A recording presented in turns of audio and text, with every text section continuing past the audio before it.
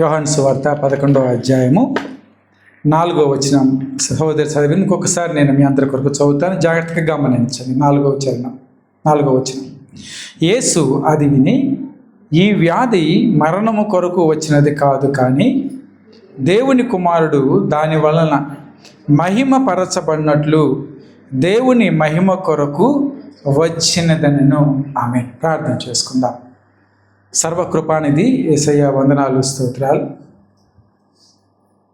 గొప్ప సమయాన్ని మీరు మాకు ఇచ్చినందుకు నీకు వందనాలు తండ్రి. ఇదిగో నీ వాక్య ధ్యానంలోకి వెళ్తూ ఉండగా ఇంతవరకు ఆరాధనలో మమ్మల్ని నడిపించారు. నీ వాక్య ధ్యానంలో కూడా నీ ఆత్మ నడిపింపు మీరు మాకు దయచేయమని ప్రార్థిస్తూ ఉన్నాం. అల్పుణ్ణి అయోగ్యుని తండ్రి, నన్ను సిలువ చాటును మరుగుపరుచుకొని మీరు మాట్లాడండి. ఎందుకంటే మీరు మాట్లాడితే మేము బ్రతకగలం. నీ వాక్యం మాకు జీవాన్ని, ఆరోగ్యాన్ని, ఆయుష్ను, శక్తిని ఇస్తుంది. కాబట్టి నీ వాక్కు ద్వారా మమ్మల్ని అందరినీ బలపరచమని ప్రార్థిస్తూ ఉన్నాం. వాక్యం వింటూ ఉన్నటువంటి బిడ్డలందరినీ కూడా మీరు జ్ఞాపకం చేసుకోండి తండ్రి.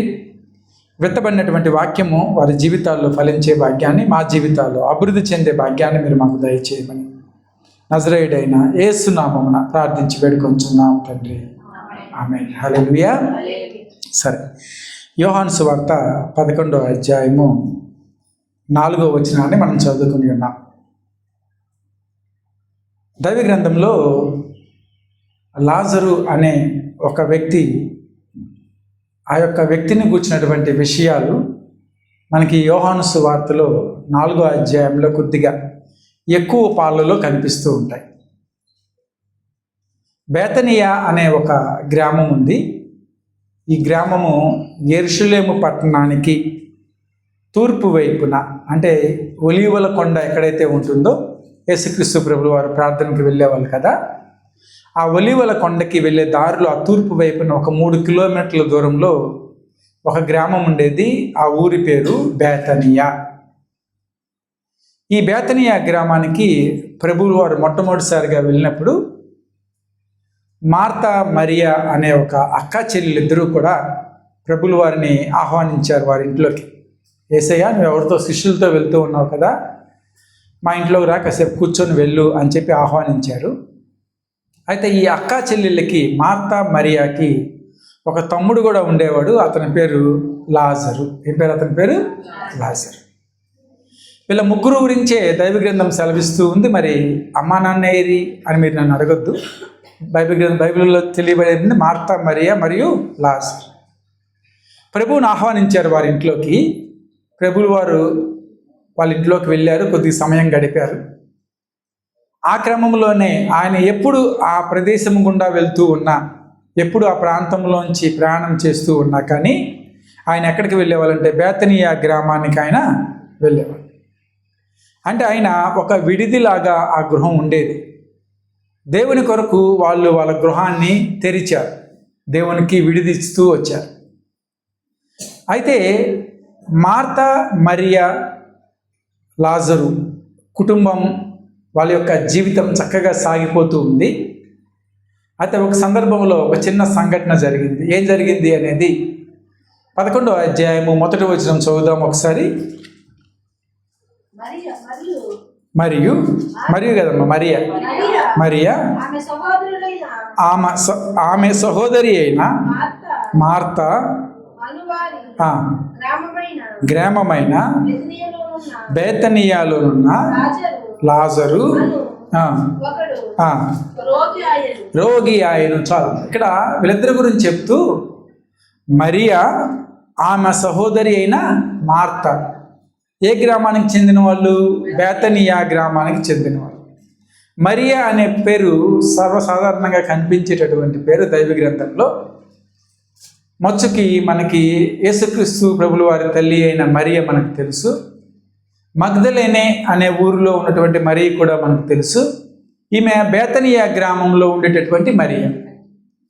ఈ మరియ, ఆమె సహోదరి అయినటువంటి మార్తా, వారికి ఒక సహోదరుడు ఉన్నాడు, ఆయన పేరు లాజరు. అయితే ఇప్పుడు ఏం జరిగిందంటే లాజరుకి ఏమైంది? అనారోగ్యం కలిగింది. లాజరు రోగి అయ్యాడు. లాజర్కి ఒంట్లో బాగాలేదు. ఇప్పుడు లాజరు అనే పేరుకి అర్థం ఏంటంటే దేవుడే సహాయము చేయును అని అర్థం. మీకు ఎలియాజరు అనే పేరు జ్ఞాపకం ఉందా? ఎలియాజరు పాత నిబంధనలో ఉండేది. ఎలియాజరు అనే పేరుకి అర్థం కూడా దేవుడే సహాయము చేసెను అని. ఎలియాజరు అనే పేరు హెబ్రూ భాషలో ఉంటే, లాజరు అనే పేరు గ్రీక్ భాషలోది. అంటే గ్రీక్ భాషలో దాన్ని లాజరు అని పిలుస్తారు, హెబ్రీ భాషలో ఎలియాజరు అని పిలుస్తారు. సరే, అయితే ఈ యవన బిడ్డ అక్కా చెల్లెలు ఇద్దరు అక్కలతో ఉంటూ ఉన్నాడు. ఒకసారి ఆయన రోగి అయ్యాడు, జబ్బు పడ్డాడు. ఈ విధంగా ఈ వచనంతో 11వ అధ్యాయం ప్రారంభమవుతుంది. ఎప్పుడైతే ఈయనకి అనారోగ్యం వచ్చిందో అక్కలిద్దరూ కూడా నిశ్శబ్దంగా ఉండకుండా వెంటనే వాళ్ళు ఏం చేశారు అంటే యేసుక్రీస్తు ప్రభుల వారికి కబురు పంపించారంట. ఎవరి కబురు పంపించారు? యేసుక్రీస్తు ప్రభుల వారికి. ఒకసారి మనం అదే అధ్యాయంలో 11వ అధ్యాయంలో 2వ వచనము ఒకసారి చూస్తే, 3వ వచనం, అతని అక్క చెల్లెండ్రు ప్రభువా, ఇదిగో నీవు ప్రేమించువాడు రోగి అయి ఉన్నాడని ఆయన యొద్దకు వర్తమానము పంపింది. యేసుక్రీస్తు ప్రభుల వారు ఇప్పుడు దగ్గరలో లేడు. ఆయన యెరూషలేము ప్రాంతంలో లేడు. యెరూషలేము ప్రాంతానికి 30 కిలోమీటర్ల దూరంలో దగ్గర యోర్దాను అద్దరిన అని చెప్పి బైబిల్లో ఉంటుంది. ఆ ప్రాంతంలో ఆయన ఉన్నారు. యేసుక్రీస్తు ప్రభుల వారు తన శిష్యులతో పాటు కలిసి. ఎందుకు వెళ్ళాడు అక్కడికి అనే విషయాలు మనకి అర్థం అవ్వాలంటే ఇంటికి వెళ్ళిన తర్వాత మీరు యోహాను సువార్త 10వ అధ్యాయం పై అధ్యాయం చదివితే మనకు అర్థమవుతుంది. అయితే ప్రభువు చాలా దూరంలో ఉన్నప్పుడు, 30-35 కిలోమీటర్ల దూరంలో ఉన్నప్పుడు బేతనియా గ్రామం నుండి ఈ అక్కా చెల్లెలు ఏం చేశారంటే ఒక వ్యక్తికి కబురిచ్చి నువ్వు వెళ్ళి ప్రభువుల వారికి విషయాన్ని తెలియచేయి అని చెప్పి ఎవరి దగ్గరికి పంపించారు? యేసు దగ్గరికి పంపించారు. అయితే వీడు బేతనియా నుండి ప్రయాణమై ఎప్పుడు చేరుకున్నాడు అక్కడికి? మేబీ 1 డే జర్నీ ఉండొచ్చు, అంటే ఒక్కరోజు ప్రయాణం దూరం ఉండొచ్చు. కాబట్టి లాజరు రోగి అయిన తర్వాత 2వ రోజు ఎక్కడికి వెళ్ళాడు? యేసుక్రీస్తు దగ్గరికి వెళ్ళి యేసుక్రీస్తు ప్రభుకి విషయం చెప్పాడు. ఏమని చెప్పాడంటే, యేసయ్య, ఇదిగో నీవు ఎక్కువగా ప్రేమించేటటువంటి వ్యక్తి, నీకు స్నేహితుడిగా ఉండేటటువంటి వ్యక్తి, నువ్వు ఎప్పుడు బేతనియాకి వెళ్ళినా వాళ్ళ ఇంట్లో విడిది చేస్తావే, ఆయన జబ్బు పడ్డాడయ్యా, ఆయనకి ఆరోగ్యం బాగలేదు అని విషయాన్ని ఆ వ్యక్తి ప్రభువులకి తెలియజేశాడు. అక్కా చెల్లెళ్ళు ప్రభువు దూరంగా ఉన్నారు కదా, ఎందుకులే ఆయన ఇబ్బంది పెట్టేది, ప్రభువు దూరంగా ఉన్నాడు, ఇప్పుడు చెప్తే వస్తాడో రాడో, ఈ విషయాలు ఏమీ ఆలోచించకుండా వెంటనే ఏం చేశారంటే సమస్యను ప్రభువుకి చేరవేశారు. ఏం చేశారు? సమస్యను ప్రభువుకి చేరవేశారు. బిడ్డలారా, విశ్వాసులుగా ప్రభువు నా మాట వింటాడా? నేను ప్రార్థన చేస్తే దేవుడు ఆలకిస్తాడా? ఏమో దేవుడు ఎక్కడ ఉన్నాడో అనే అనుమానం మనకి రాకూడదు. ఎవరు ప్రార్థించినా, ఎవరు దేవునికి మొరపెట్టినా ఆయన వింటాడు. మీ ప్రార్థన త్రోసివేసి పక్కింటి వాళ్ళ ప్రార్థన వినే దేవుడు మన దేవుడు కాదు. కాబట్టి మనకు ఉండవలసింది ఏంటి? ముఖ్యంగా అంటే విశ్వాసం ఉండాలి. నీ అవసరత ఏమిటో, నీ ఇరుకేమిటో, నీ ఇబ్బంది ఏమిటో ఎవరికి తెలియచేయాలి? దేవునికి తెలియచేయాలి. దేవుని దగ్గరికి విషయం చేరవేయడానికి ప్రయత్నం చేయాలి. దేవుని దగ్గరికి వెళ్ళటానికి నువ్వు ప్రయత్నం చేయాలి. ఆ ప్రయత్నమే లేకుండా దేవుడు నా జీవితంలో కార్యాలు జరగాలంటే ఏమో. కాబట్టి ఇక్కడ మార్తా మరియ వాళ్ళ తమ్ముడి విషయమై ఎవరికి కబురు పంపారు? ప్రభువుకి కబురు పంపారు. యేసుక్రీస్తు ప్రభుల వారు ఒక సందర్భంలో సమాజ మందిరపు అధికారి అయినటువంటి యాయూరు ప్రభు దగ్గరికి వచ్చి అంటాడు కదా, యేసయ్య, నా కుమార్తెకు వయసు 12 సంవత్సరాలు, ఆమె కొద్దిగా చావు బ్రతుకుల్లో ఉందయ్యా అని చెప్పి ప్రభువుకి చెప్పినప్పుడు, ప్రభు దగ్గరికి వచ్చి మాట్లాడినప్పుడు ప్రభు అన్నాడు, సరే వెళ్దాం పదా, నీ ఇంటికి నేను వస్తాను అని చెప్పి యాయూరుని తీసుకొని ప్రభువుల వారు యాయూరు ఇంటికి వెళ్తూ ఉన్నారు. మనందరికీ బాగా తెలిసిన విషయమే, అప్పటికి ఆ ప్రాంతంలో యేసుక్రీస్తు ప్రభుల వారు ఎన్నో అద్భుతాలు ఆశ్చర్య కార్యాలు చేశారు. యేసుక్రీస్తు ప్రభుల వారు, ఆయనతో పాటు ఉన్నటువంటి శిష్యులు మరియు కొంతమంది జనం కూడా ఎవరిని వెంబడిస్తున్నారు? ప్రభువుని వెంబడిస్తున్నారు. అంటే ఆయన ఒంటరిగా వెళ్ళటం లేదు, శిష్యులతోనూ చాలామంది ఆయన అనుసరిస్తూ ఉంటే ఆయన నడుచుకుంటూ ఎక్కడికి వెళ్తున్నారంటే యాయీరు ఇంటికి ఆయన వెళ్తూ ఉన్నారు. అయితే ప్రభు నడిచి వెళ్ళటం దూరం నుంచి ఒక స్త్రీ చూసింది. ఒక స్త్రీ ప్రభువును చూసింది. ప్రభు దగ్గరికి వెళ్ళాలని ఉంది, కానీ వెళ్ళలేకపోతుంది. ప్రభువుతో మాట్లాడాలని ఉంది, కానీ మాట్లాడలేకపోతుంది. ఎందుకంటే ఒకవేళ నేను ప్రభువు దగ్గరికి వెళ్తే సమాజం ఏమనుకుంటుందో, ప్రభువు దగ్గరికి వెళ్తే ఈ సంఘం నన్ను ఏమంటుందో అనే భయంతోనే దూరం నుంచి చూస్తూ ఉంది. ఎవరిని? యేసుక్రీస్తు ప్రభుల వారు. కానీ ఆమెకు ఒక సమస్య ఉంది. ఆ సమస్య కోసం ఆమె చాలా డబ్బు ఖర్చు పెట్టింది. ఆ సమస్య తీర్చుకోవాలని చాలామంది దగ్గరికి వెళ్ళింది. డబ్బు అయితే ఖర్చు అయిపోయింది, కానీ సమయం అయితే అయిపోతుంది, కానీ ఆమెకు మాత్రం స్వస్థత కలగల. ఎవరు ఆ స్త్రీ అంటే రక్తస్రావంతో బాధపడుతున్నటువంటి స్త్రీ. అయితే ఈమెకు ఒక చిన్న నిరీక్షణ కలిగింది, ఒక చిన్న ఆశ కలిగింది. ఏంటంటే ప్రభు గురించి విన్నది. ఆయన ఆశ్చర్యకార్యాలు చేసేవాడు, అద్భుత కార్యాలు చేసేవాడు. కానీ ప్రభువుకి నా గురించి ఎలా తెలుస్తుంది అంటే ఎవరో ఒకరు వెళ్ళి ఎవరికి చెప్పాలి? ప్రభువుకి చెప్పాలి. కానీ ఆమె తరపున వెళ్ళి మాట్లాడే వాళ్ళు ఎవరూ లేరు. ఆమె తరపున వెళ్ళి విషయం చెప్పేవాళ్ళు ఆమెకు ఎవరు కూడా కనిపించకుండా. ఆ స్త్రీ చూసి ఒక నిర్ణయం తీసుకుంది. ఏంటంటే ఎలా అయినా సరే నేను వెళ్ళి ఎవరి దగ్గరికి వెళ్ళాలి? ప్రభు దగ్గరికి వెళ్ళాలి అనుకుంది.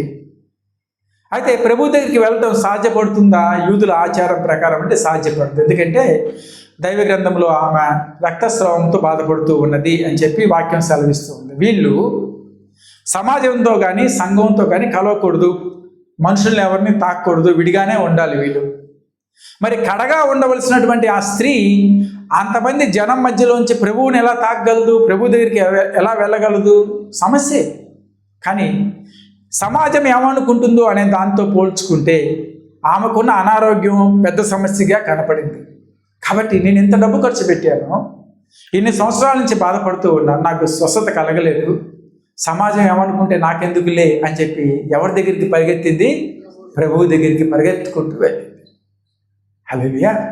ఎట్లారా సమస్య ఉన్నప్పుడు ఎవరో ఏదో అనుకుంటారు, ఎవరో మనల్ని ఏదైనా అంటారేమో అనే భయపడేదానికంటే కూడా ఎవరి దగ్గరికి రావటం ప్రాముఖ్యం అంటే ప్రభు పాదముల చెంతకి రావటం ముఖ్యం. ఎప్పుడైతే ఆ స్త్రీ వచ్చిందో తర్వాత అద్భుత కార్యం మనకు తెలుసు. ఆమె వెళ్ళిందట, ప్రభు యొక్క వస్త్రపు చెంగున ముట్టిందట. ప్రభువులోంచి ప్రభావము వెడలెను అని చెప్పి యేసుక్రీస్తు ప్రభుల వారే అన్నారు. ఎవరు ఆమె అంటే ఆమె ముందుకు భయపడుతూ వచ్చింది. ఏమో యూదులు నాకు శిక్ష వేస్తారేమో అనుకుంది.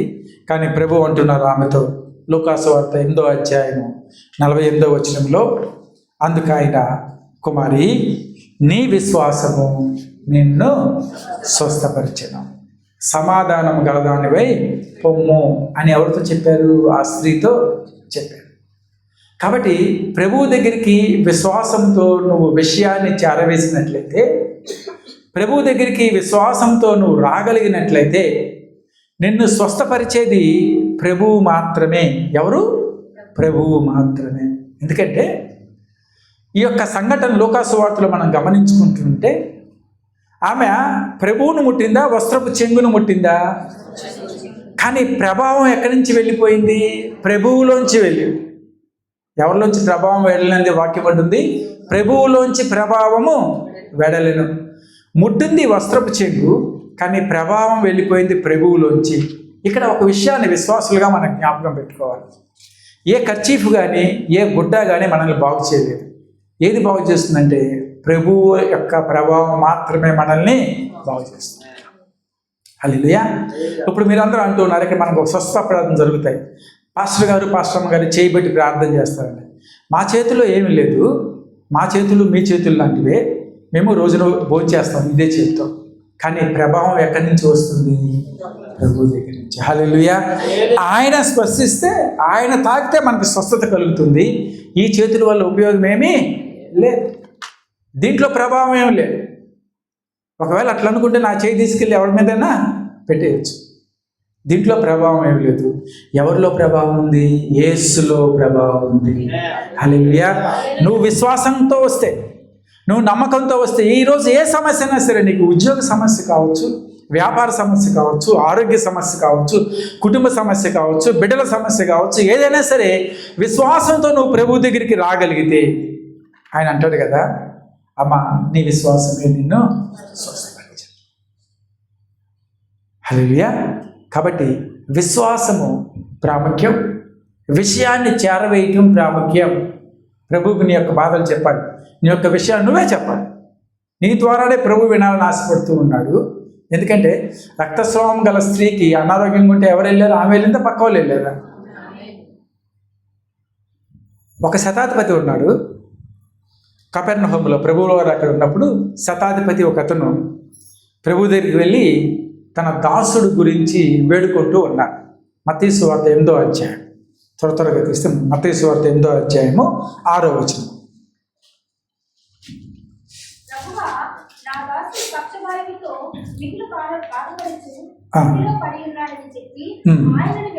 ఆయనను వేడుకొనెను. ప్రభు దగ్గరికి వచ్చాడు ఒక శతాధిపతి.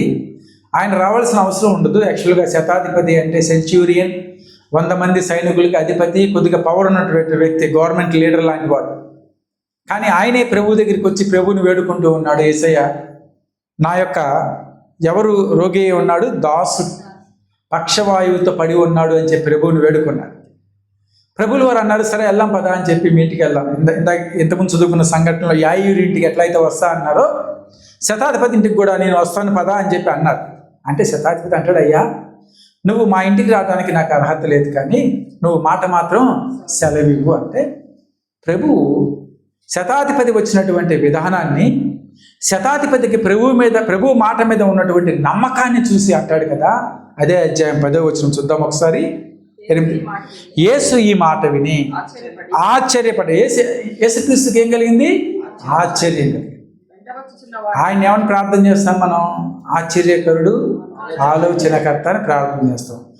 ఆశ్చర్యకరుడికి ఏమైంది? దేనివల్ల ఆశ్చర్యం కలిగింది? విశ్వాసం. ఎట్లాగా నీకు గనక అటువంటి విశ్వాసం ఉంటే, దేవుణ్ణి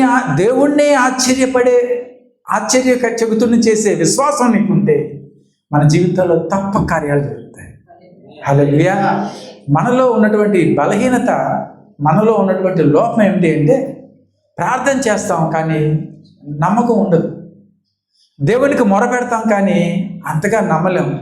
ఏమో అవుతుందో అవదు, రేపు ఎలా ఉంటుందో అనే అనుమానంతోనే మనం ప్రభు దగ్గరికి వస్తాం కానీ విశ్వాసంతో ప్రభు దగ్గరికి రామ్. చదువుదామా 8-10. విని ఆశ్చర్యపడి వెంట వచ్చుచున్న వారిని చూచి, ఇశ్రాయేలీయులలో నేనెవనికైనాను నేనింత విశ్వాసం ఉన్నట్లు చూడలేదని నిశ్చయముగా మీతో చెప్పు. యూదులకే లేదండి విశ్వాసం, క్రైస్తవులే విశ్వాసం లేదు. కానీ బయట నుంచి వచ్చిన వాళ్ళు దేవుని నమ్ముకున్నారు, బయట నుంచి వచ్చిన వాళ్ళు దేవుని మీద ఆధారపడ్డారు, బయట నుంచి వచ్చిన వాళ్ళు యేసుక్రీస్తే ఆశ్చర్యపడే విశ్వాసాన్ని కనబరుస్తూ ఉన్నారు. హల్లెలూయా.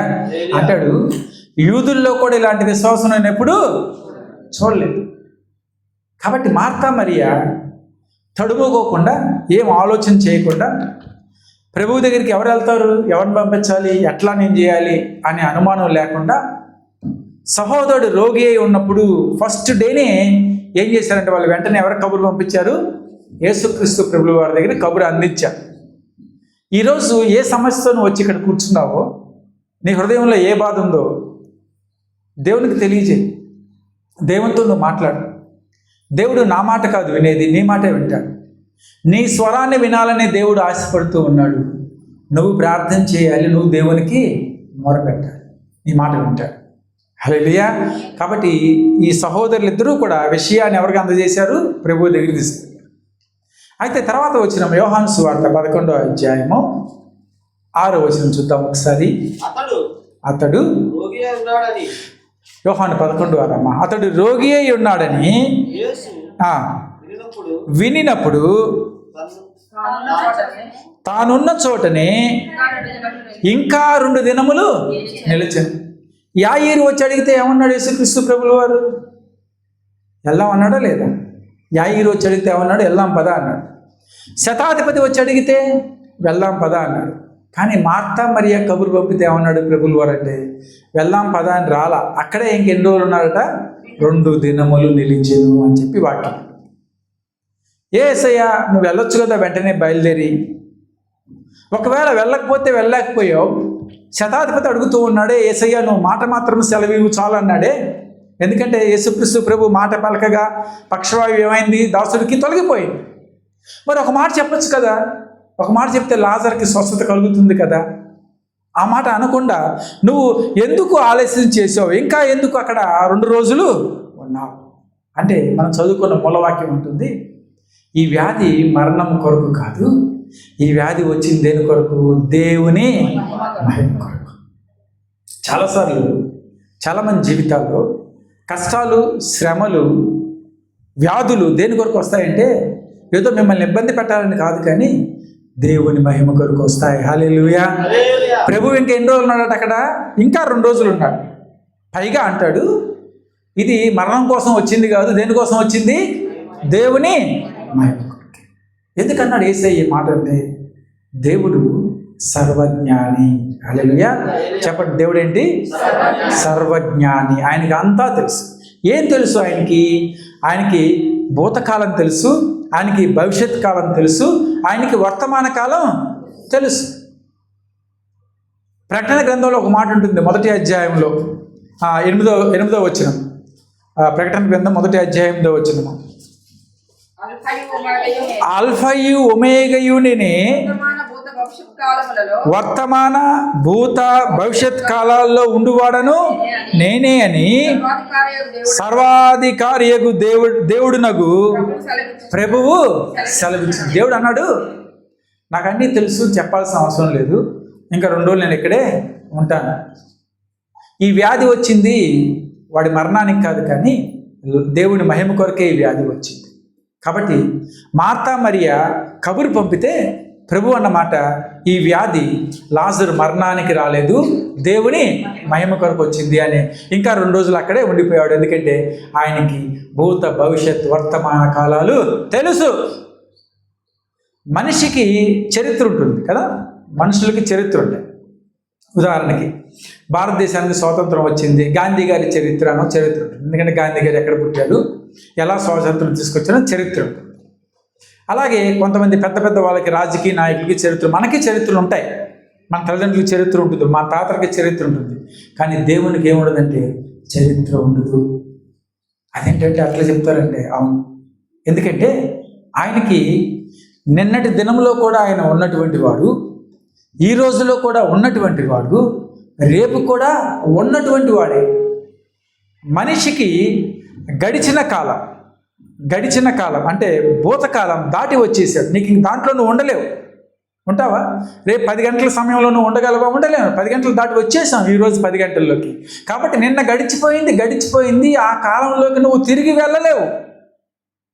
ఈ రోజులోనే నువ్వు ఉండగలవు. మనిషి ఎక్కడ ఉండగలడు? ఈ రోజులోనే ఉంటావు. ఈ క్షణం, ఈ నిమిషంలోనే నువ్వు ఉన్నావు. రేపట్లో నువ్వు ఉండగలవా? లేదు. రేపేం జరుగుతుందో నీకు తెలియదు. కాబట్టి మనిషి దాటి వచ్చిన కాలము మానవుడికి చరిత్ర, కానీ మనిషి వెళ్ళబోయే కాలము మనిషికి తెలియదు. కానీ మనిషికి తెలిసింది ఒక్కటే, వర్తమాన కాలం. ఈ క్షణం, ఈ గడియే నీకు ప్రాముఖ్యం. తర్వాత ఏం జరుగుతుందో నీకు అసలేమీ తెలియదు. దేవుడు అట్లా కాదు. దేవుడు ఇర్మియాతో అంటాడు, తల్లి గర్భంలో నిన్ను రూపించబడక మునిపే నేను నిన్ను. వాడు ఇంకా గర్భంలో రూపించబడలేదు, కానీ ఎవరికి తెలుసుకున్నారు? దేవుడికి తెలుసు.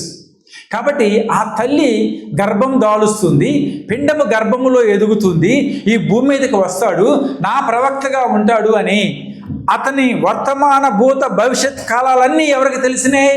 దేవునికి తెలుసు. కాబట్టి దేవుడు ప్రతి కాలంలో ఉండేటటువంటి వాడు. దాన్ని బట్టి ప్రకటన గ్రంథంలో అంటాడు కదా, నేను వర్తమాన భూత భవిష్యత్ కాలాల్లో ఉండువాడని నేను ఉంటాను. అక్కడ మీరు ఉండలేదు, మీరు దాటొచ్చేసారు. మీకు ఇదే ప్రాముఖ్యం. రేపేం జరుగుతుందో మీకు తెలియదు, కానీ నేను ఎక్కడ ఉంటానంటే భూత భవిష్యత్ వర్తమానం, ఆల్ఫా ఒమేగా, ఆది అంతం. కాబట్టి ఈయన సర్వజ్ఞాని. హల్లెలూయా. దేవుడికి అన్నీ తెలుసు. దాన్ని బట్టి ప్రభు చెప్పిన సమాధానం ఏంటంటే, ఈ వ్యాధి దేవుని మహిమ కొరకు వచ్చింది, కానీ లాజరు మరణం కొరకు అది రాలేదు అంట. రాలేదు అని ఏం జరిగింది అక్కడంటే, ఇంకా 2 రోజులు అక్కడే ఉన్నాడట. వాక్యం స్పష్టంగా చెబుతుంది. అతడి రోగి అయి ఉన్నాడని యేసు విన్నప్పుడు తానున్న చోటని ఇంకా 2 దినములు నిలిచెను. లాజర్కి ఏం జరగబోతుందో ప్రభువుకు తెలుసు. లాజర్ చనిపోతాడని ప్రభువుకు తెలియదా? తెలుసు. లాజర్ సమాధి చేయబడతాడని తెలియదా? తెలుసు. కాబట్టి ప్రభు అక్కడ నిమ్మలముగా ఇంకా 2 రోజులు ఉండిపోయారు. అక్క చెల్లెళ్ళు ప్రభు కబురు పంపారు. ప్రభు వెంటనే వాళ్ళ దగ్గరికి రాలా. కొన్నిసార్లు మనం చేసే ప్రార్థనకి ప్రభు వెంటనే సమాధానం ఇవ్వకపోవచ్చు. కొన్నిసార్లు మనం పెట్టే మొరకి ప్రభు వెంటనే సమాధానం ఇవ్వకపోవచ్చు. ఎందుకయ్యా నా ప్రశ్నకు సమాధానం ఇవ్వట్లేదు అని చెప్పి మనం అడగలేము. హబక్కూకు అనే ప్రవక్త ఉన్నాడు తెలుసా? ఆయనకున్న పేరేంటంటే ప్రశ్నించే ప్రవక్త. ఎవరిని ప్రశ్నిస్తాడు ఈయన? దేవుణ్ణే ప్రశ్నిస్తాడు. ఎవరిని ప్రశ్నిస్తాడు ఈయన? దేవుణ్ణే. ఎందుకయ్యా ఇశ్రాయేలీయులకి ఇలా చేసావు? ఎందుకు వాళ్ళ మొర వింటలేదు నువ్వు? ఎందుకు నువ్వు ఈ విధంగా నిర్ణయం తీసుకున్నావు అని ఎవరిని ప్రశ్నిస్తాడు ఈ ప్రవక్త? దేవుణ్ణే ప్రశ్నించేవాడు. హబక్కూకు గ్రంథం చదువుకుంటే అద్భుతంగా ఉంటుంది.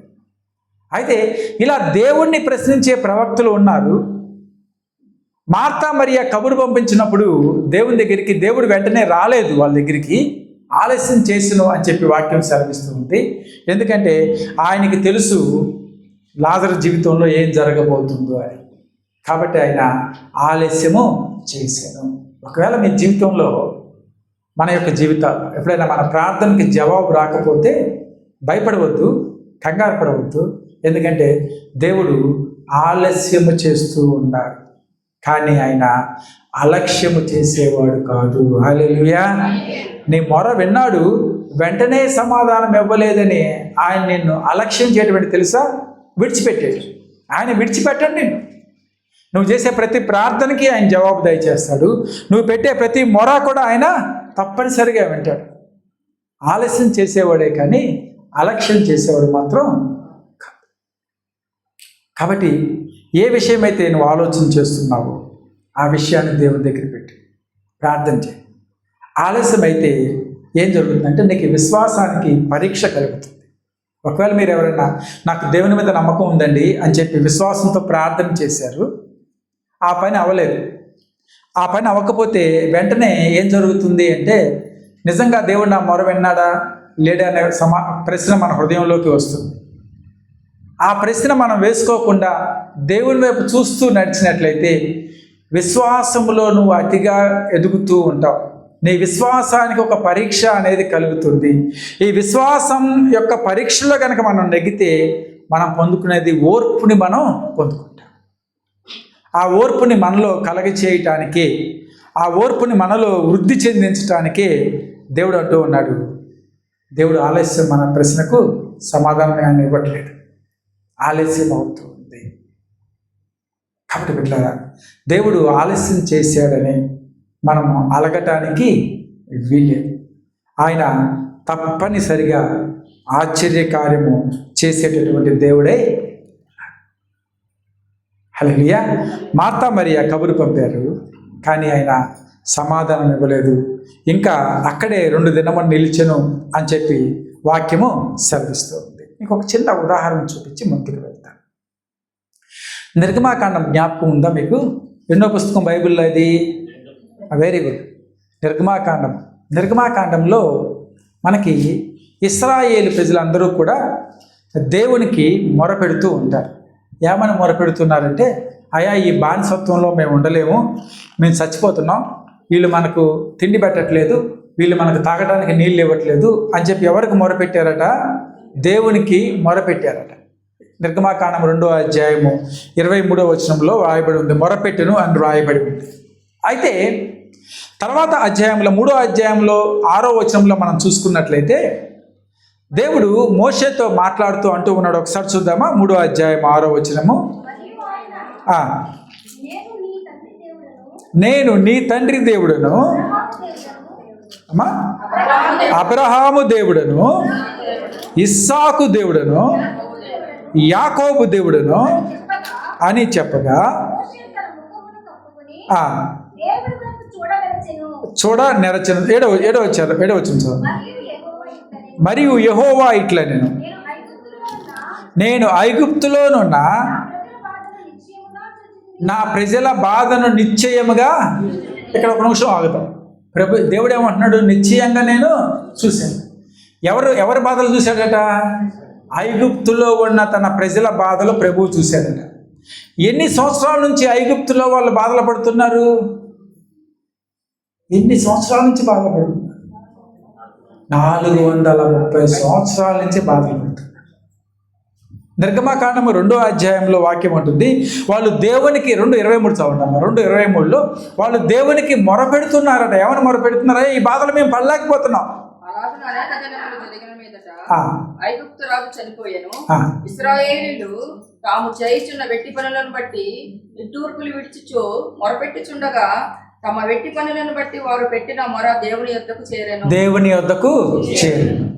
అన్ని సంవత్సరాలు వాళ్ళు మొరపెడుతూ ఉంటే దేవుడు ఆ మొర ఆలకించి ఎవరిని పంపించాడంటే మోషేని విడుదల చేయటానికి పంపించాడు.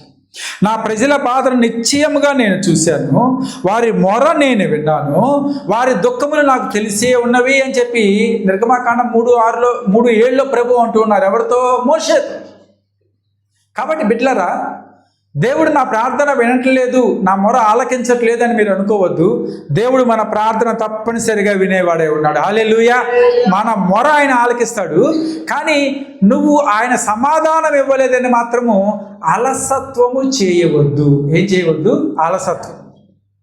ఎందుకంటే ఆయన ఆలస్యము చేశాడేమో కానీ అలక్ష్యం మాత్రం ఆయన చేయడు కూడా. మీ ప్రతి ప్రార్థనకు జవాబు తప్పనిసరిగా దొరుకుతుంది. ఈ సంవత్సరమా, వచ్చే సంవత్సరమా, ఆయన మీ ప్రార్థనకి జవాబు ఇస్తాడు. యేసుక్రీస్తు ప్రభుకి సమాచారం అందించాడు. ఆయన అక్కడే 2 రోజులు నిలిచిపోయాడని వాక్యం అంటుంది. తర్వాత ఆయన 2 రోజులు అయిన తర్వాత ఆగిన తర్వాత ఎక్కడికి బయలుదేరాడంటే బేతనియాకి ఆయన బయలుదేరాడు. అయితే బేతనియాకి వచ్చేసరికి ఏం జరిగింది? యోహాను సువార్త 11:17. యేసు వచ్చి అదివరకే అతడు 4 దినములు సమాధిలో ఉండేనని తెలుసుకొని. యేసు వచ్చి అదివరకే అతడు ఎన్ని దినాలు సమాధిలో? 4 దినములు. బేతనియా యెరూషలేమునకు సమీపమై ఉండేది. బేతనియా యెరూషలేముకు సమీపం. సరే, అక్కడ చాలు, ఆ వచనం చాలు. అక్కడ ఏముంటుంది వాక్యం అంటే, ప్రభువు బేతనియాకి వచ్చాడు. ఆయన గ్రామంలోకి రాలా. ఆయన పొలిమేర దగ్గరే ఉన్నప్పుడు ఆయనకు ఒక విషయం తెలిసింది. ఏంటి ఆ విషయం అంటే, లాజరు చనిపోయి ఎన్ని రోజులు అయింది? 4 రోజులు అయింది. ఇప్పుడు అక్కడికి వాళ్ళ దగ్గరికి మొదటిగా మార్త పరిగెత్తుకుంటూ వచ్చింది. సహజంగా మార్త ఏ పనిలో బిజీగా ఉండేదంటే వంట పనిలో బిజీగా ఉండేది. మరియా ప్రభువు దగ్గర బిజీగా ఉండేది. అయితే ఇప్పుడు మార్త మరియా గృహంలో ఉన్నారు. మార్త మరియాకి విషయం తెలిసింది, యేసుక్రీస్తు ప్రభువు వారు వచ్చారు, పొలిమేరలో ఉన్నారని. మార్త పరిగెత్తుకుంటూ ఎవరి దగ్గరికి వచ్చింది? ప్రభువు దగ్గరికి వచ్చింది. మొట్టమొదటిగా ప్రభువుని చూడంగానే మార్త వేయవలసినటువంటి ప్రశ్న నేను అనుకుంటాను, ఏమయ్యా 3 రోజుల క్రితం కబురు పంపిస్తే ఈరోజు వచ్చావా? ఏమని అడగాలి? 3 రోజుల క్రితం కబురు పంపిస్తే ఈరోజు వచ్చావా? నిన్ను ప్రేమించేవాడు నీ స్నేహితుడని చెప్పి పంపినా కానీ నీకు అస్సలు వినపడలేదా అని చెప్పి ఆయన్ని ప్రశ్నించాలి. ఎందుకు ఆలస్యం చేసావు? ఎందుకు నువ్వు రాలేదు? ఎంత ఉపచారం చేసావయ్యా? నీకు ఎన్నిసార్లు మా ఇంట్లో చేయగడుక్కున్నావు అంటే భోజనం చేసావు, అయినా కానీ నీకు చింత లేదా అని అడగాలి. ఎవరు? మార్త. మనవాళ్ళైతే అడిగేసేద్దాం కదా, డెఫినెట్గా అడుగుతుంది. ఎవరన్నా ఒక చిన్న మాట అంటే చాలు వెంటనే మనం ఏం చేస్తామంటే చర్చ్ మానేస్తాం. ముందు ఏం మానేస్తాం? చర్చ్. ఆ చర్చికి వాళ్ళకి సంబంధం ఏమి ఉండదు. అసలు చర్చికి జరిగిన సంఘటనకి సంబంధం ఏమీ ఉండదు. కానీ ముందుగా చేసే పని ఏంటంటే చర్చి మానేయాలి, సేవకుడితో మాట్లాడకూడదు, అవసరమైతే గొడవ కొద్దిగా పెద్దది చేసుకోవాలి. ఎందుకు నా మాట వినలేదు, ఎందుకు నన్ను ఈ విధంగా అన్నారు? ఈ విషయాలే మన హృదయంలో మెదులుతాయి. మార్త పరిగెత్తుకుంటూ వెళ్ళింది, ప్రభుతో అంటూ ఉంది, యేసయ్యా నీవిక్కడ ఉండిన ఎడల నా సహోదరుడు చావకుండును అని చెప్పింది. యేసయ్యా ఒకవేళ నువ్వే కనుక అక్కడ ఉంటే లాజరు చనిపోయేవాడు కాదు, కానీ ఇప్పుడు చనిపోయి ఎన్ని రోజులు అయిపోయింది? సమాధి చేశారు. 4 రోజులు అయిపోయింది. నువ్వు కనుక ఇక్కడ ఉంటే నా తమ్ముడు బ్రతికి ఉండేవాడే, నా సోదరుడు బ్రతికేవాడే. నిజమే, ప్రభువే అక్కడ ఉంటే లాజరు చనిపోయేవాడు కాదు అని అనుకుంటున్నాను. నేను కూడా చనిపోయేవాడు కాదేమో. ప్రభువే అక్కడ ఉంటే లాజర్కి అసలు రోగమే సీరియస్ అయ్యేది కాదేమో. మార్తాకున్న అనుమానమే నాకు కూడా ఉంది. కానీ ఎందుకు జరిగింది ఇదంటే దేవుని మహిమ కొరకు జరిగింది. హల్లెలూయా. ఎందుకు లేరు ప్రభు అక్కడంటే దేవుని మహిమ కొరకు ఆయన అక్కడ లే. మరియ కూడా ఇదే మాట అంది. 11వ అధ్యాయం 32వ వచనం చదవండి, ముందుకు వెళ్దాం. 11:32 త్వరగా. యేసు ఉన్న చోటికి వచ్చి ఆయన చూచి పాదముల మీద పడి, ప్రభువా నీవు ఇక్కడ ఉండిన ఎడల నా సహోదరుడు చావకుండును. ఇంతకుముందు ఎవరున్నారు? ఆ మాట మార్త అంది. తర్వాత వచ్చి ఎవరు ఉంటున్నారు? మరియ కూడా అదే మాట అంది. ఇద్దరి అభిప్రాయం ఒకటే. ఏంటి అభిప్రాయం? ప్రభు ఉంటే ఇక్కడ మా జీవితంలో సమస్య వచ్చేది కాదు. కొన్నిసార్లు ప్రభు మనతో ఉన్నా కానీ మనము భయపడుతూనే ఉంటాం. ప్రభు నీతో ఉన్నా కానీ నువ్వు భయపడుతూనే ఉంటావు, ప్రార్థన చేస్తూనే ఉంటావు, కానీ ఎక్కడో ఏదో అనుమానం. దేవుని మీద విశ్వాసం ఉంది అని అంటావు, కానీ ఎక్కడో ఏదో భయం. వాక్యం అంటుంది, ఆయన నీతో ఉన్నప్పుడు, నీ మొర ఆయనకి తెలియచేసినప్పుడు నువ్వు భయపడవలసినటువంటి అవసరం లేదు. యేసుక్రీస్తు ప్రభులు వారి శిష్యులతో కలిసి గలిలయ సరస్సులో ప్రయాణం చేస్తూ ఉన్నారు. సముద్రం అనండి, సరస్సు అనండి. మార్కు సువార్తలో మనకి ఈ విషయం కనిపిస్తుంది. ప్రయాణం చేస్తూ ఉంటే ఆ యొక్క సముద్రంలో కొద్దిగా తుఫాను రేగిందట. తుఫాను రేగి ఆ చిన్న తుఫాను పెద్దగా అయింది. నీళ్లు దోణిలోకి, అంటే చిన్న దోణి ఎక్కారు వాళ్ళు, పడవ కాదు, చిన్న దోణిలోకి నీళ్లు వచ్చేస్తూ ఉన్నాయి. కానీ ప్రభువు దోణి అమరమున తల అంచుకొని నిద్రపోతున్నాడు అని చెప్పి వాక్యం ఉంటుంది. అంటే ప్రభువు నిద్రిస్తూ ఉన్నారు, పడుకొని ఉన్నాడు. శిష్యులందరూ దోణిలో ఉన్నారు. తుఫాన్ రేగి దోణిలోకి ఏమొస్తున్నాయి? నీళ్ళు వస్తున్నాయి. అయితే శిష్యులకి భయం వేసింది. సహజంగా శిష్యులకి భయం వేయకూడదు, ఎందుకంటే వాళ్ళ వృత్తి ఏంటి? ఎక్కువ మంది చేపలు పట్టారు. వాళ్ళకి గలిలయ సముద్రం పెద్ద కొత్త ఏం కాదు. వాళ్ళకి గలిలయ సముద్రంలో చేపలకి రాత్రంతా చేపలు పట్టేవాళ్ళు, పొద్దున్న తెల్లారుజాముకి ఎక్కడ పోయి ఒడ్డుకు వచ్చేవాళ్ళు. కాబట్టి వాళ్ళకి కొత్త ఏం కాదు. కానీ వాళ్ళు అంతగా భయపడేటట్లు చేసింది తుఫాన్. ఆ సమయంలో ప్రభువు నిద్రపోతూ ఉంటే ప్రభు దగ్గరికి వచ్చి అంటూ ఉన్నారు, యేసయ్యా నిద్రపోతూ ఉన్నావా? మేము నశించిపోతున్నాం, నీకు భయమేమీ లేదా? నీకు కంగారు లేదా? మా మీద నీకు బాధ్యత లేదా అని ఎవరిని అడుగుతున్నారు? యేసు ప్రభుని అడుగుతున్నారు. నీకు అస్సలు పట్టట్లేదేంటి? నీ దారి నువ్వు పడుకున్నావేంటి? మా సమస్యలు మాకున్నాయి. ఈరోజు మనం కూడా అటువంటి ప్రశ్నలు వేస్తాం దేవుడు. ఉన్నావా, అసలు ఉన్నావా అని చెప్పి కూడా పడతాం కదా. పడతారా? ప్రార్థన చేసామండి, దేవుడు ఉన్నాడు అసలు? ఉంటే నా మొర ఎందుకు వింటలేదు? ఉంటే నా ప్రార్థన ఎందుకు ఆలకించట్లేదు? ఉంటే నేను ఎన్ని శ్రమల గుండా ఎందుకు వెళ్తున్నాను? ఉంటే నాకేంటి కష్టం అని అనుకుంటున్నాం. కానీ ఆయన నీతోనే ఉన్నాడనే విషయాన్ని నువ్వు జ్ఞాపకానికి తెచ్చుకోవాలి. పక్కనే ఉన్నాడు, కానీ శిష్యులు ఏమొచ్చేసింది? భయం వచ్చేసింది. నువ్వు అసలు మా విషయాలే పట్టించుకోవట్లేదని ప్రశ్నిస్తున్నారు ప్రభువుని. మనం కూడా దేవుని ప్రశ్నిస్తాం, ఏమయ్యా మేము ఇన్నిసార్లు ప్రార్థన చేస్తే ఒక్కసారి కూడా మా మొర వినవా? ఎంత కష్టాల్లో మేము ఉంటే ఒక్కసారి కూడా మా బాధ పట్టించుకోవా అని చెప్పి మనం కూడా అడిగి ఉండవచ్చు. ప్రభువు లేచి అంటూ ఉన్నారు, ఆ యొక్క తుఫాన్ని గద్దించారట, నిశ్శబ్దమై ఊరకుండము అని. వెంటనే తుఫాన్ ఆగిపోయింది. అప్పుడు ఆయన శిష్యులతో అంటున్నటువంటి మాట మార్కు సువార్త 4వ అధ్యాయం 40వ వచనం. మార్కు సువార్త 4వ అధ్యాయం 40వ వచనం.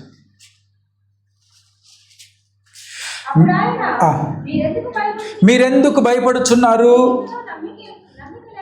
మీరింకనూ నమ్మిక లేక ఉన్నారా? అంటే పేరుకు మాత్రమే విశ్వాసులు, వాళ్ళలో ఏం లేదు, విశ్వాసం లేదు.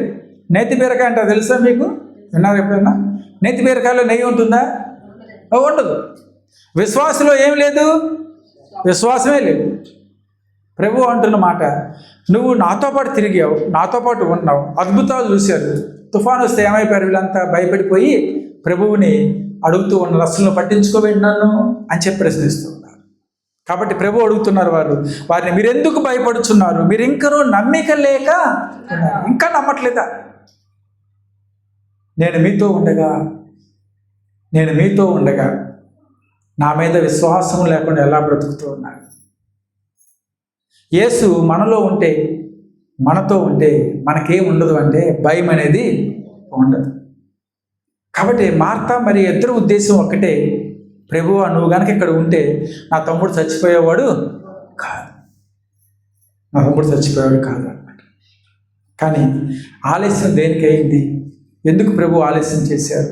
ఎందుకు అక్కడ ఉండలేదు అంటే దేవుని మహిమ కొరకు. హల్లెలూయా. కాబట్టి ఆ మరణము దేవుని మహిమ కొరకు మాత్రమే వచ్చింది అని చెప్పి వాక్యం ఉంటుంది. సరే, మార్తా మరియ అందరూ ప్రభువుని కలుసుకున్నారు. అది పండగల దినాలు. యెరూషలేము పట్టణంలోకి చాలామంది మార్తా మరియ బంధువులు వచ్చి ఉన్నారు.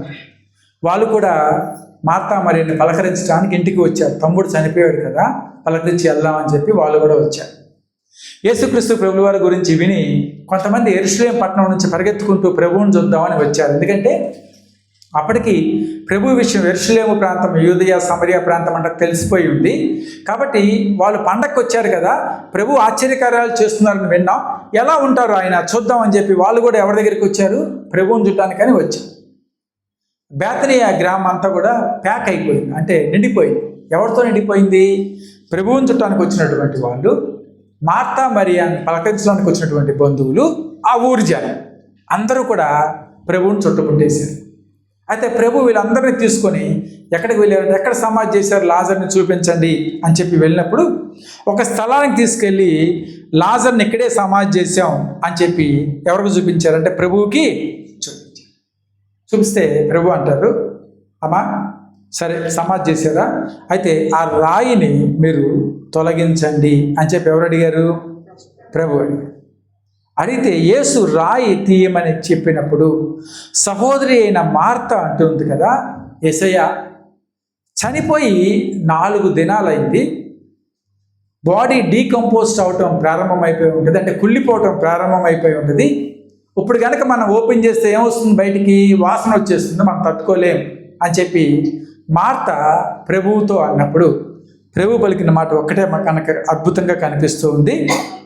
40వ వచనంలో, అందుకు యేసు నీవు నమ్మిన ఎడల దేవుని మహిమను చూతువని చెప్పలేదా అని ఆమెతో అనేను. కాబట్టి బిడ్డలారా, ఈ మధ్యాహ్నకాల సమయంలో ఆలస్యం అయిందని చెప్పి మీరు దిగులు పడవద్దు. ప్రభువు నన్ను అలక్ష్యం చేశాడని దిగులు పడవద్దు. ఎన్నో మార్లు దేవునికి ప్రార్థన చేశాను, ఇంతవరకు సమాధానం రాలేదని దిగులు పడవద్దు. మీరు ఎప్పుడు కూడా ఎవరి మీద విశ్వాసం ఉంచాలి అంటే దేవుని మీదే విశ్వాసం ఉంచండి. దేవుని మీదే విశ్వాసం ఉంచండి. మనం గనక నమ్మిన ఎడల దేవుడు చేసే మహిమను తప్పకుండా చూస్తాం. ఆ రోజు మార్తా మరియ ఊరు జనమంతా చూశారు. ఈరోజు మనం కూడా గొప్పతనాన్ని చూడగలం. హల్లెలూయా. కాబట్టి ఏముంచాలి మనం అంటే నమ్మిక ఉంచాలి. అద్భుత కార్యం జరగడానికి ప్రభు అడుగుతూ ఉన్నాడు, నమ్మిక ఉంచండి చాలు అని చెప్పి ప్రభు అన్నప్పుడు ఇంకా మార్తా మరియకి ఇంక చేయడానికి ఆప్షన్ ఏమీ లేదు. వెంటనే వాళ్ళు రాయి తీయగానే వాక్యం ఉంటుంది, ప్రభువులు వారు పిలుస్తున్నారు లాజర్ని, లాజరు బయటకు రమ్మని బిగ్గరగా చెప్పగా. అయితే చనిపోయి 4 దినాలైంది. ఆయన బాగా సుగంధ ద్రవ్యాలు పూసి కట్టేశారు ఆయన్ని. యూదుల ఆచారం, మనకి ప్రభువుల వారిని ఆ సమాధిలో పెట్టినప్పుడు కూడా అలాగే గుడ్డతో చుట్టి పెట్టినట్లుగా మనకి వాక్యం సెలవిస్తూ ఉంది. వాళ్ళ ఆచారం ప్రకారం కట్టేసి లోపల పెట్టేశారు. తలుపు డోరు రాయి తొలగించగానే ప్రభువుల వారు లాజరు బయటికి రమ్మని బిగ్గరగా పిలిస్తే లాజరు బయటికి వచ్చాడు. ఎలా వచ్చాడంటే కట్టిన గుడ్డలు అట్లాగే ఉన్నాయి, ఏది తీసుకోలేకపోతున్నాడు. కానీ నడుచుకుంటూ ఎక్కడికి వచ్చాడు? బయటకు వచ్చాడు. ఇప్పుడు అక్కడ చూస్తున్న వారు ఎవరెవరు ఉన్నారంటే మార్తా మరియా, ఆఫ్ కోర్స్ అక్కలిద్దరు అక్కడే ఉన్నారు, ఊరి జనం అంతా అక్కడే ఉన్నారు. ఆ పండగ దినాల్లో ప్రభువుని చూద్దామని వచ్చిన వాళ్ళు అక్కడే ఉన్నారు. మార్తా మరియా బంధువులు అక్కడే ఉన్నారు. వీళ్ళందరూ చూస్తూ ఉండగా ఎవరు బయటికి వచ్చారంటే చనిపోయిన లాజరు బయటికి వచ్చాడు, బ్రతికి బయటికి వచ్చాడు. Is it wonder? అది ఎంత అద్భుతం! వాళ్ళంతా కూడా భయపడిపోతూ ఉన్నారు. ఏంటి, చనిపోయిన వాడు 4 రోజులు అయిపోయింది, లేచి బయటికి రావడం ఏంటి అని చెప్పి అందరూ కూడా ఆశ్చర్యచకితులుగా అయిపోయారు. అక్కడ భయపడిపోతూ ఉన్నారు. ఎలా లేచి వచ్చాడు బయటికి అని భయపడుతూ ఉన్నారు. ప్రభు అంటారు, వాడి కట్లు విప్పి వాడిని పోనివ్వండి అంటారు. ఎవరిని? లాజర్. అయితే లాజర్ కట్లు ఇప్పేసేసారు, లాజర్ వెళ్ళిపోయాడు.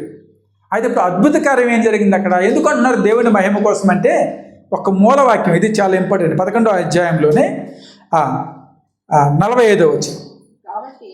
కాబట్టి జాగ్రత్తగా నమ్మను. కాబట్టి మరియ వద్దకు వచ్చి ఆయన చేసిన కార్యమును చూసిన యూదులలో అనేకులు ఆయన యందు విశ్వాసం ఉంచిరి. ఇప్పుడు తెలిసిన వారికి సువార్త చెప్పడం కాదు, క్రీస్తు ఎవరో తెలియనటువంటి వారు అందరూ వచ్చి చూస్తూ ఉన్నారు. దేవుడు చేసిన ఆశ్చర్య కార్యాన్ని బట్టి వాళ్ళందరూ కూడా ఎవరి మీద విశ్వాసం ఉంచారంట? ఆయన యందు విశ్వాసం. ఎవరైనా? యేసుక్రీస్తు. కాబట్టి ఇప్పుడు లాజరు చనిపోయింది వీళ్ళందరినీ విశ్వాసంలోకి నడిపించడానికి. దేవుడు రావటం ఆలస్యం చేసింది వాళ్ళందరూ కూడా ఆశ్చర్య కార్యాన్ని చూడటానికి. దేవుడు అలక్ష్యం చేసేటటువంటి దేవుడు కాదు, ఆలస్యం మాత్రమే చేసేటటువంటి దేవుడు. కానీ ఆ ఆలస్యం ద్వారా ఏం అద్భుత కార్యం జరిగింది, దేవునికి మహిమ ఏం కలిగింది అంటే ఆ రోజు అక్కడ అద్భుత కార్యము చూసినటువంటి వారందరూ కూడా యెరూషలేము పట్టణం అంతా చెప్పేశారు. వీళ్ళు ఏమని చెప్పారు? యేసుక్రీస్తు అంటే ఎవరు, ఆయన వచ్చాడు, చనిపోయిన లాజర్ని లేపాడు. వీళ్ళంతా సాక్షులు. ఎక్కడ సాక్షులు అంటే యెరూషలేములో సాక్షులు. అంత మాత్రమే కాదు, చూసినటువంటి వారు కొంతమంది వెళ్ళి దేవుడు చేసిన ఆశ్చర్య కార్యాలని పరిచయాలు కూడా వాళ్ళు చెప్పారు. యూదుల్లో ఒక సాంప్రదాయం ఉంది, ముగిచ్చేస్తాం. యూదుల్లో ఒక ఆచారం ఉంది. ఏంటంటే చనిపోయిన తర్వాత 3 రోజుల్లోపు తిరిగి ఆ శరీరంలోకి ఆత్మ రావచ్చు. ఎన్ని రోజుల్లోపు? 3 రోజులు. అది అయితే ప్రభు ఎప్పుడు వచ్చారు? బేతనియాకి. కాబట్టి వాళ్ళకి ఆ నమ్మకంతో ముడిపెట్టే అవకాశం ఏమీ లేదు. పరిసయ్యులకి ఈ విషయం తెలుసుకున్నప్పుడు వాళ్ళు ఎందుకు ఆశ్చర్యపోయారంటే, ఎందుకు భయపడ్డారంటే 3 రోజుల వరకు అని మాకు తెలుసు, మాకు చెప్పుకుంటూ ఉంటారు. కానీ ఈయన వచ్చింది 4వ రోజు. అది ఈయన ఏం చేశాడు? బిగ్గరగా కేక వేసాడట, పేరు పెట్టి పిలిచాడు లాజర్ని. లాజరు బయటికి రమ్మని బిగ్గరగా చెప్పగానే లాజరు బయటికి వచ్చాడు. ఇక్కడ జరిగిన అద్భుతం ఏంటంటే, ఎంతమంది అయితే ప్రభు చేసిన ఆశ్చర్య కార్యాన్ని చూశారు, ఎంతమంది అయితే ప్రభు మీద విశ్వాసం ఉంచారో వీళ్ళందరూ కూడా ఆయన యెరూషలేముకు వెళ్తూ ఉన్నప్పుడు, పస్కా పండుగ ముందు 6 రోజుల ముందు యెరూషలేముకు వెళ్తూ ఉన్నప్పుడు మీకు జ్ఞాపకం ఉందా? హోసన్నా జయం, హోసన్నా జయం అని పాడారు. ఈ పాడిన వారిలో ఈ అద్భుతకారం చూసిన వాళ్ళు ఎక్కువ మంది ఉన్నారు. అద్భుతకారం చూసిన వాళ్ళు ఎక్కువ. బైబిల్లో ఉన్న మాట ఇది. అంటే వీళ్ళు ఎప్పుడైతే ప్రభువుని చూశారో, ఇదిగో రాజు వస్తున్నాడు అని వారికి తెలిసిందో, నిజమే అని చెప్పి నమ్మినటువంటి వారు వీళ్ళందరూ కూడా. హల్లెలూయా. ఆ రోజు, ఆ దినము అక్కడ బేతనియాలో జరిగిన ఆశ్చర్యకార్యం, లాజరు మరణాన్ని జయించి బయటికి వచ్చినప్పుడు ఆ విషయాన్ని చూసిన వాళ్ళందరూ కూడా ఎవరిని నమ్మారు? ప్రభువుని నమ్మారు. పస్కా పండుగ అప్పుడు ప్రభు మీద విశ్వాసం ఉంచి అంటూ ఉన్నారు కదా, ఇదిగో రాజు వస్తూ ఉన్నాడని చెప్పి ప్రభువుని స్తుతించారు. హల్లెలూయా. జరిగింది దేవుని మహిమ కొరకు మాత్రమే. కాబట్టి లాజరు మరణించింది. లాజరుకు వచ్చినటువంటి రోగము ఆయన మరణం కోసం రాలేదు, దేవుని కుమారుడు దానివల్ల మహిమపరచబడినట్లు. కాబట్టి ప్రభువు యందు విశ్వాసం ఉంచిరి. హల్లెలూయా. దేవుని మహిమ కొరకు. కాబట్టి ప్రభువుని నమ్మి వాళ్ళందరూ ఆయనే రాజు అని చెప్పి ఒప్పుకునేటట్లుగా చేశారు.